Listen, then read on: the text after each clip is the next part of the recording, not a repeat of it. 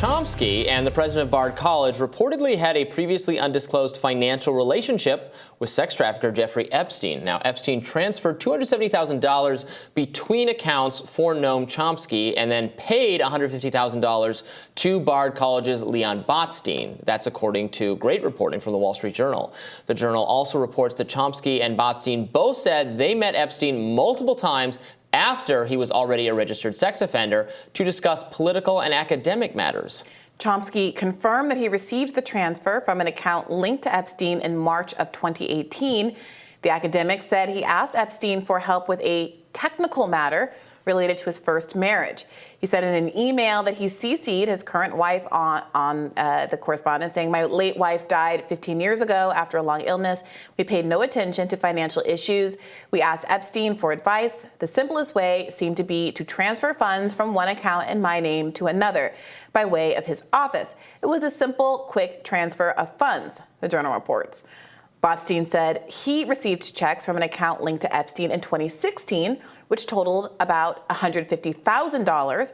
The Bard president added that he donated the money to Bard College that year, part of an over $1 million donation. So, to summarize, Epstein came up with a creative way to give the Bard College president some money. In the Chomsky case, it sounds like he didn't actually give Chomsky any money, but he was an intermediary for Chomsky moving money from accounts. And then they did meet to discuss philosophy and politics. Chomsky is asked about this. In the Journal, he says, "My first response is that it's none of your business or anyone's. My second is that I knew him and we met occasionally."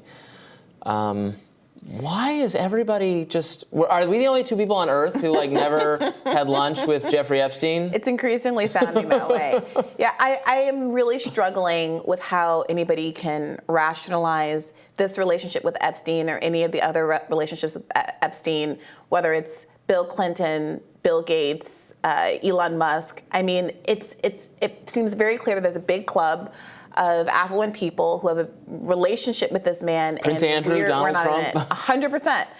100%. Look, if it is the case that you need to move money around, first of all, I'm struggling with the scenario where you need to move money around using a relative strangers, someone who's not very close to you's bank account. There's no one else in your life who can help you with this transfer. What is it about Epstein's financials that make this? What is it? Yes, it speaks to an intimacy of social connectedness that you go to that guy. If you're really not even asking for funds, I guess the Bard College guy makes more say, this really wealthy person. I mean, it's concerning to ask this person, again, who has already been convicted of sex crimes with young women. Also, is he laundering Steer clear. the money? Does Bard know that they're receiving a $1 million donation from Jeffrey Epstein?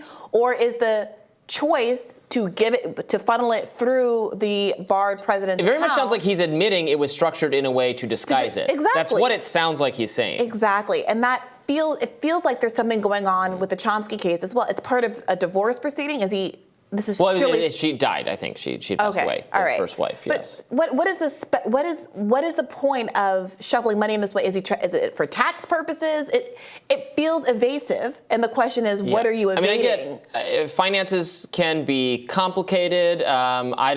If my wife suddenly died, I would be super confused about where our money is and what account, all that kind of stuff. Because I'm just clueless. Would you call up Jeffrey Epstein? What I would not do is call up Jeffrey Epstein. I would call up my banker and my mom, my dad, I was thinking the my only brother. person I've ever, done an account-to-account transfer to of any volume of money is my mom. Yeah. I mean, I don't understand.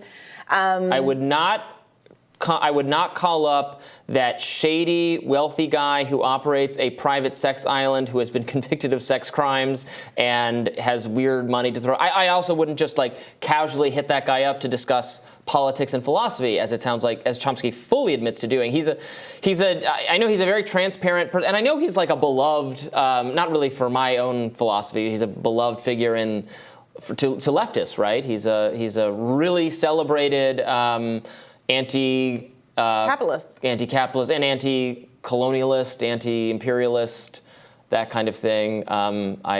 He's got some good takes. I appreciate that he's got some good takes from the Briahna perspective, but yeah, well, I mean, I am known as, I'm kind of persona non grata in pro-Chomsky circles because I had him on my show very early in Bad Faith, and we had a very heated debate in which Really? I was advocating that people not vote for Joe Biden, or at least asking him under what conditions should the vote blue no matter who vice grip that Democrats are under be broken. And he was very insistent that Donald Trump was such an enormous threat to democracy, to the longevity of the American state, that despite his concerns about, and that the environment was such a significant concern and Trump was going to be so bad for the future of green politics, that we absolutely had to vote for Joe Biden.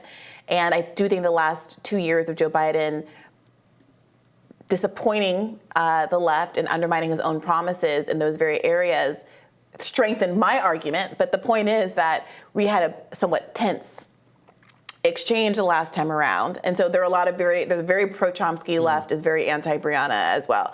But all of that aside, I think the question is, why do so many of these powerful men for so many years feel entitled to engage so substantively with someone who has, at that time, had so many serious charges of sex abuse, pedophilia, and the like against him with impunity?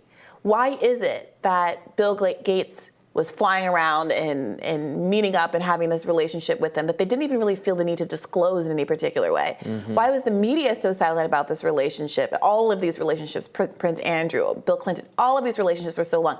Why is Ghislaine Maxwell basically pictured with every person with over $1 billion she's in the like United Where's States Waldo of America? in just old photographs. Right. Like, there she is. Chelsea Clinton's wedding, she's all over the place. And I mean, I think that it really is, it's an indictment of the media class for not asking these questions earlier. People like Bill Gates and Bill Clinton continue to do interviews. They're alive and well and wandering around and frankly are rarely asked about their relationship with Jeffrey Epstein to this day, rarely. And I really do think eventually if the truth comes out about the connectiveness of all of these people, it's going to be of a magnitude that even we are underestimating because the silence speaks volumes. Absolutely. Deutsche Bank will pay $75 million to sexual abuse victims of Jeffrey Epstein to settle last year's lawsuit. That's according to the New York Times. Dylan Riddle, a spokesman for the bank, said in a statement that the German bank, quote, has made considerable progress in remedying a number of past issues. I'm excited about, and I shouldn't say excited about, I think that the lawsuit, the Virgin Islands lawsuit, yeah, might yield significant benefits. Very much so. You're getting important people having to submit to depositions. Jamie Dimon, CEO of JP Morgan, is submitting to one at the end of this month. And you're going to have a lot more clarity, forced transparency than there have been about a lot of these issues going forward. I mean, the fact that we're following the money now, and it's not just hoping that the little black book reveals X, Y, and Z, or that we can get something out of the testimony at trials that never happened because of Jeffrey Epstein's untimely death. This seems more concrete and could yield potential benefits. So I'm looking forward to following that story as it continues. We will keep following, and we'll have more Rising right after this.